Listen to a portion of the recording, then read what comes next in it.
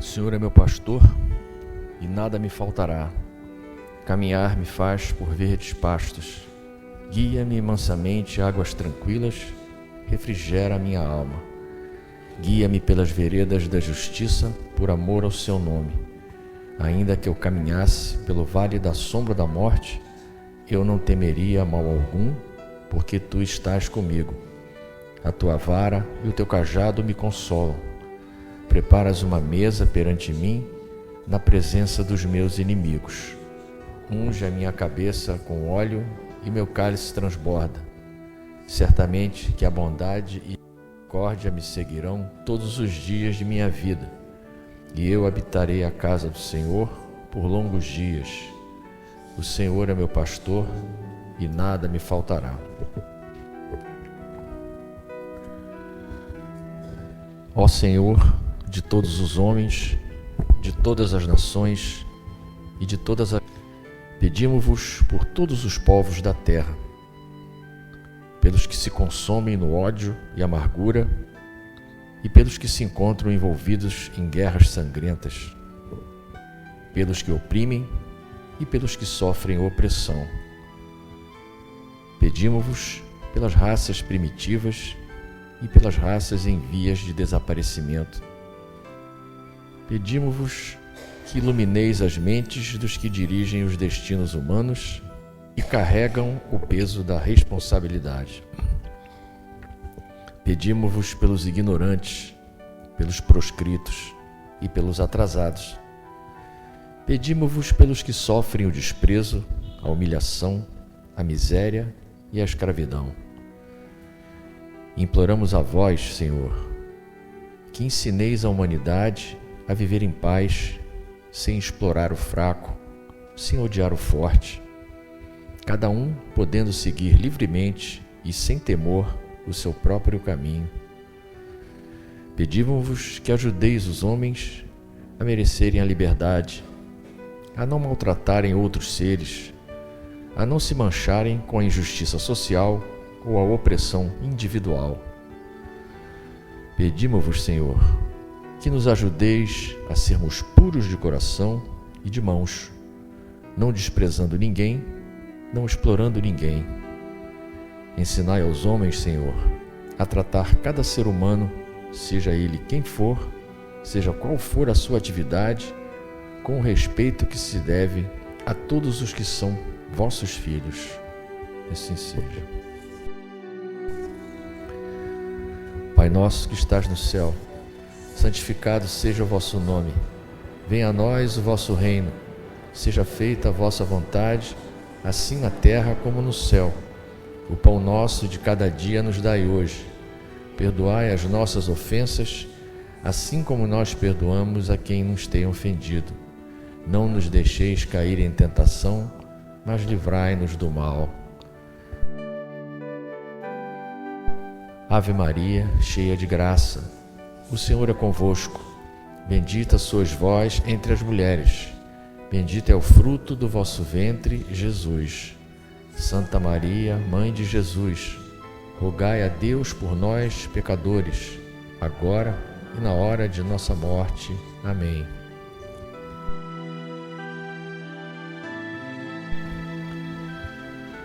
Senhor da vida, estamos aqui mais uma vez reunidos em Teu nome,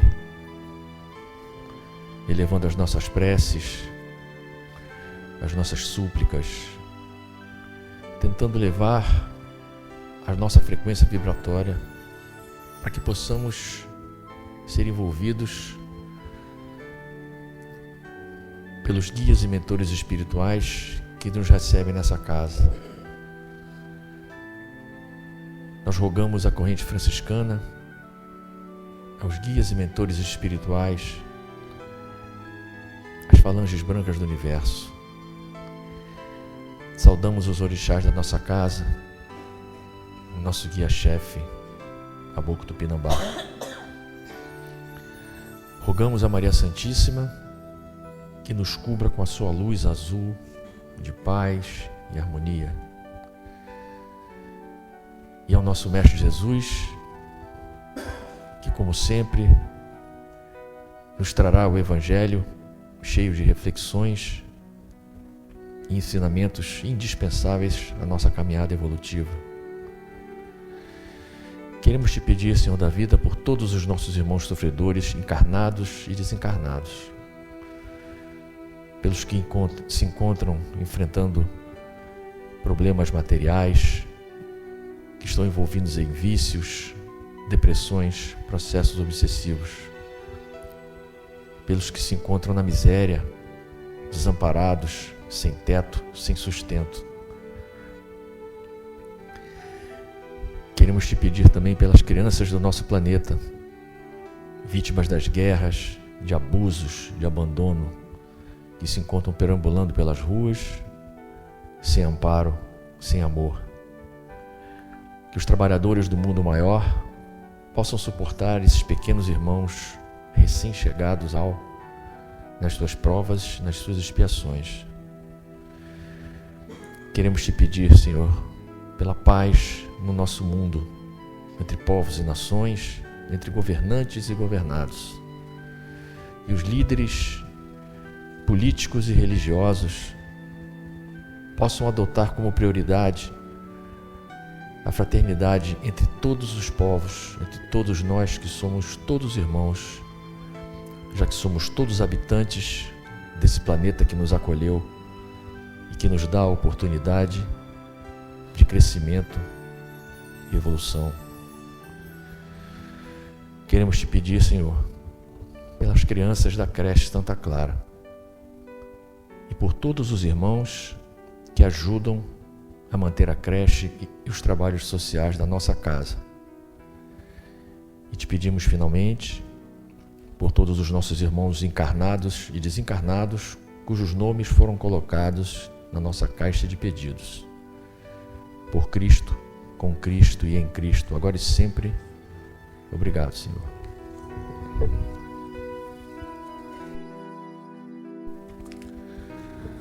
Hoje nós temos o capítulo 5 do Evangelho. Bem-aventurados os aflitos. Bem-aventurados os que choram, porque serão consolados. Bem-aventurados os famintos e os que têm sede de justiça, porque serão saciados. Bem-aventurados os que sofrem perseguição pela justiça, porque deles é o reino dos céus. Essa passagem está no Evangelho de Mateus, no capítulo 5. Nosso item hoje desse capítulo é motivos de resignação.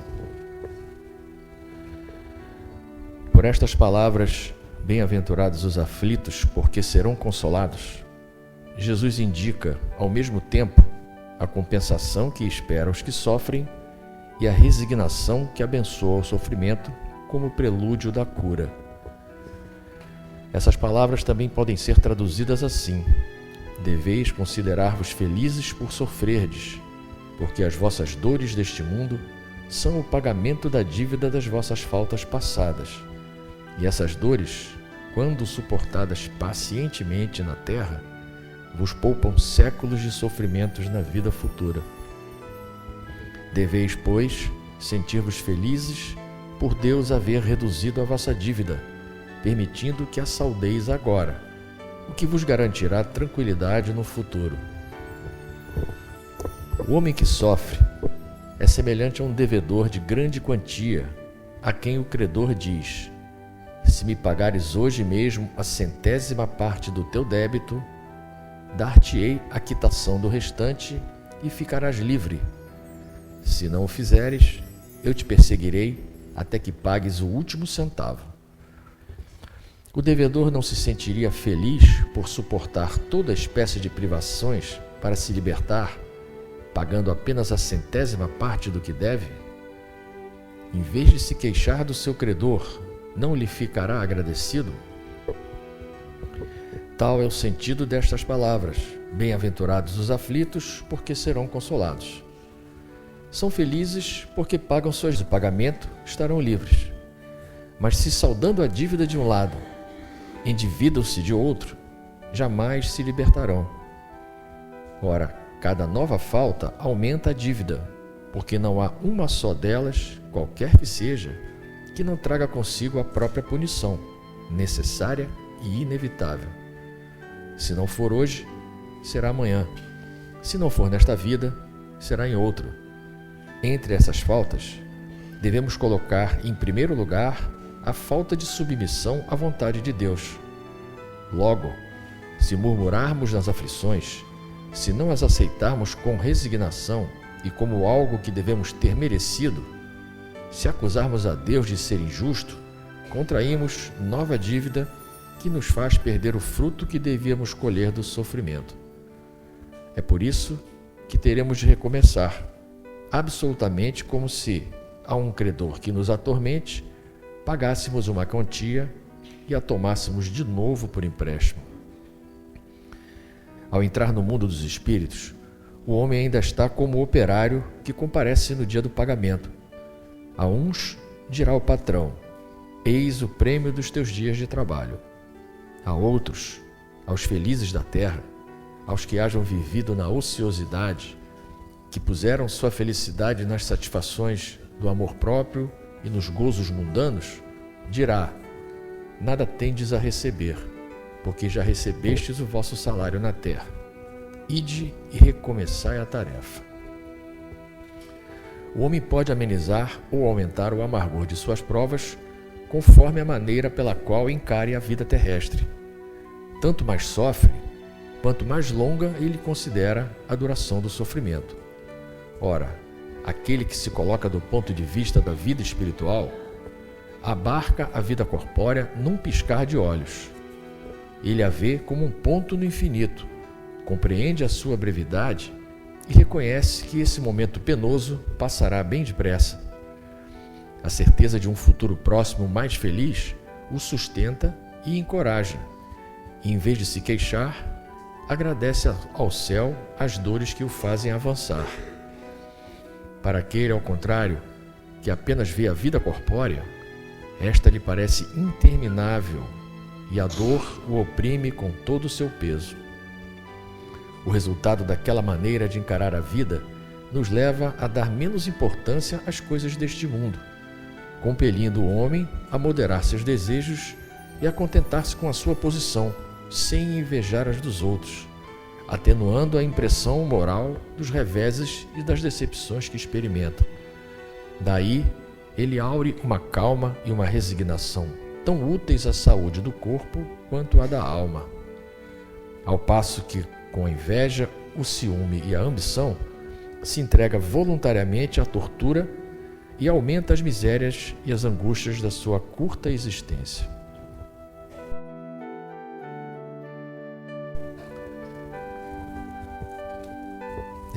Esse capítulo do Evangelho que trata das aflições, que são peculiares a um planeta de provas e expiações como é o nosso,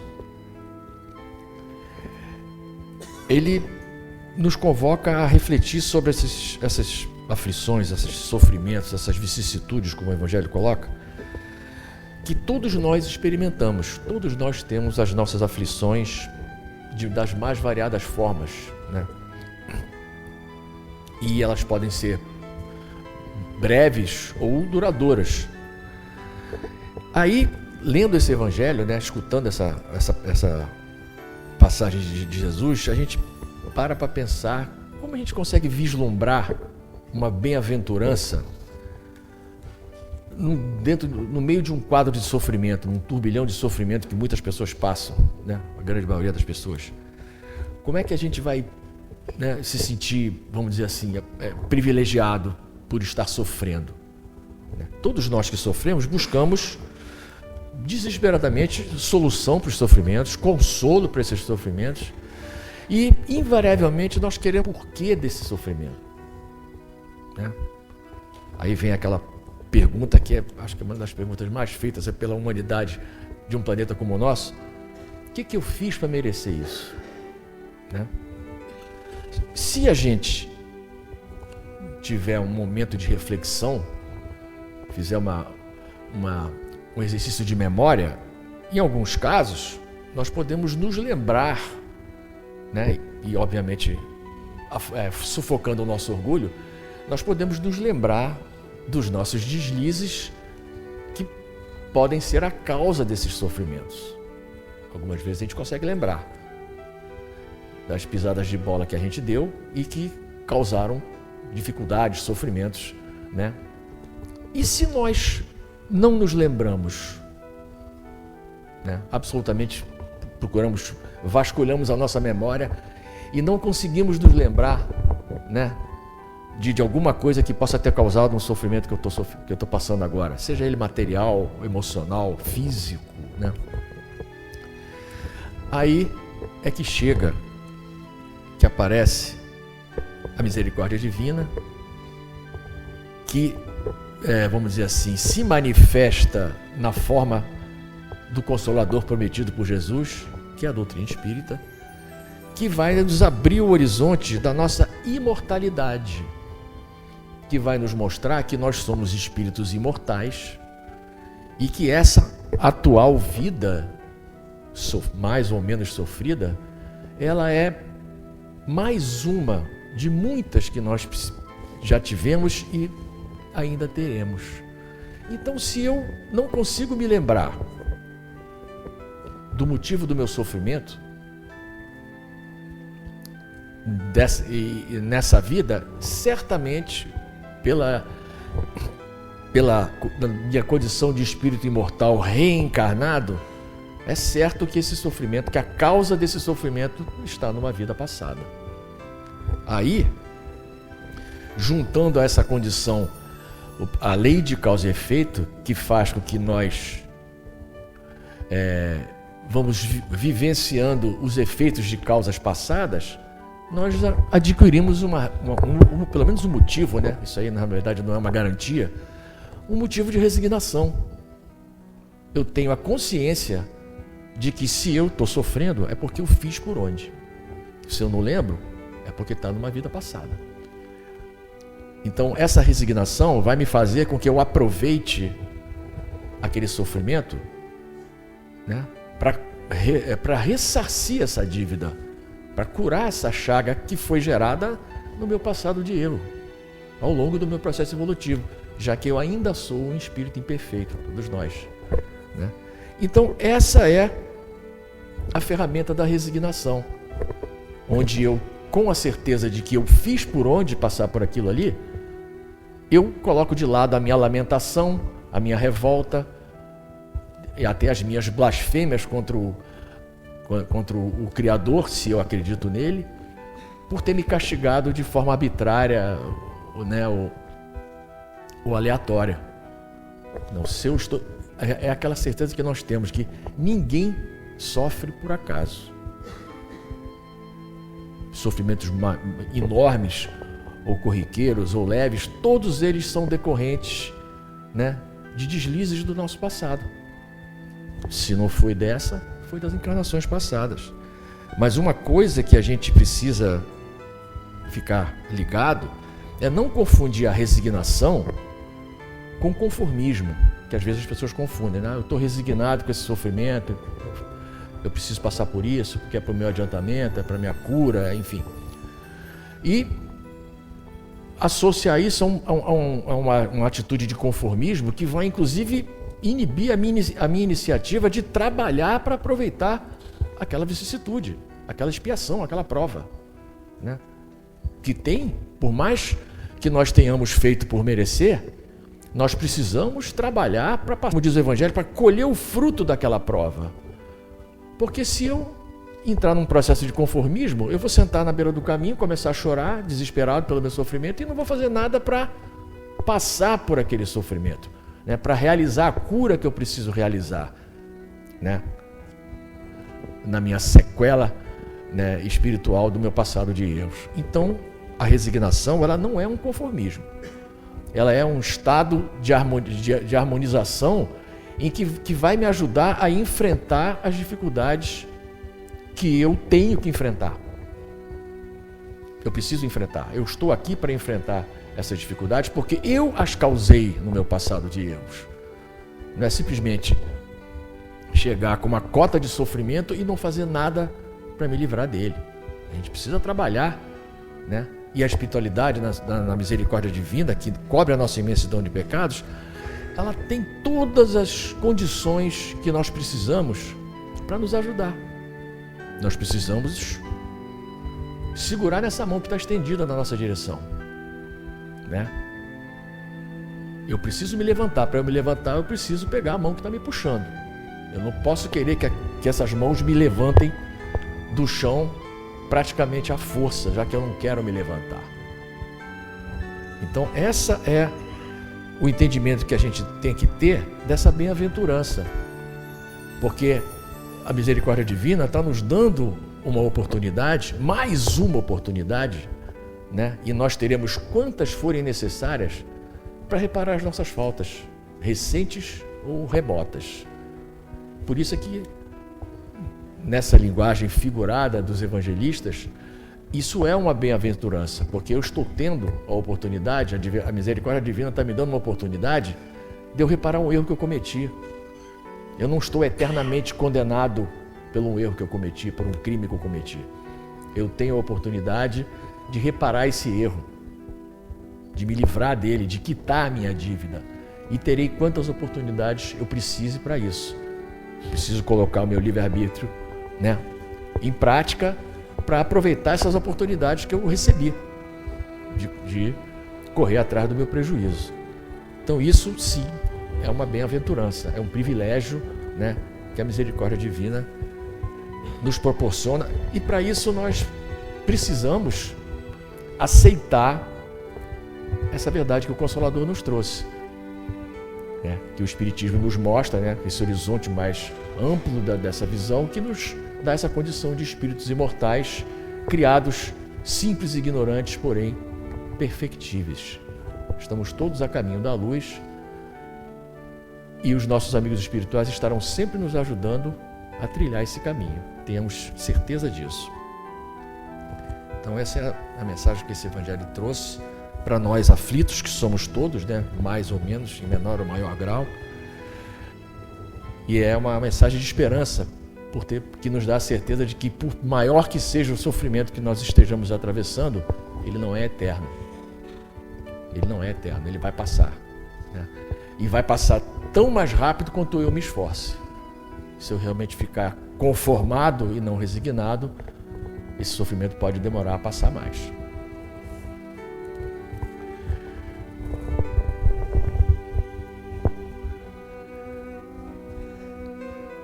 Então vamos pedir à corrente franciscana, aos guias e mentores, e aos orixás da nossa casa, forças para o nosso passe.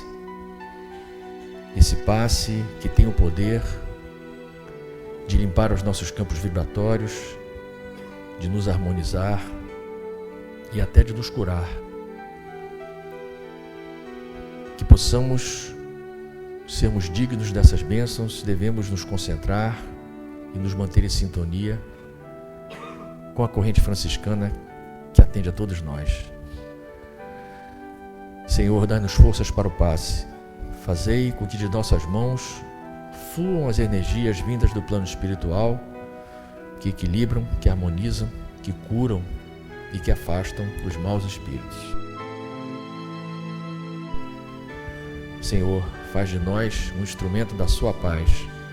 Onde houver ódio, faz com que eu leve o amor. Onde houver ofensas, que eu leve o perdão. Onde houver discórdia, que eu leve a união. Onde houver dúvidas, que eu leve a fé. Onde houver erros, que eu leve a verdade.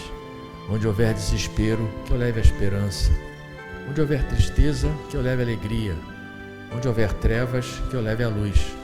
Ó Mestre, faz com que eu procure mais consolar que ser consolado, compreender que ser compreendido, amar que ser amado, pois é dando que se recebe, é perdoando que se é perdoado, e é morrendo que se vive para a vida eterna. Obrigado, Senhor.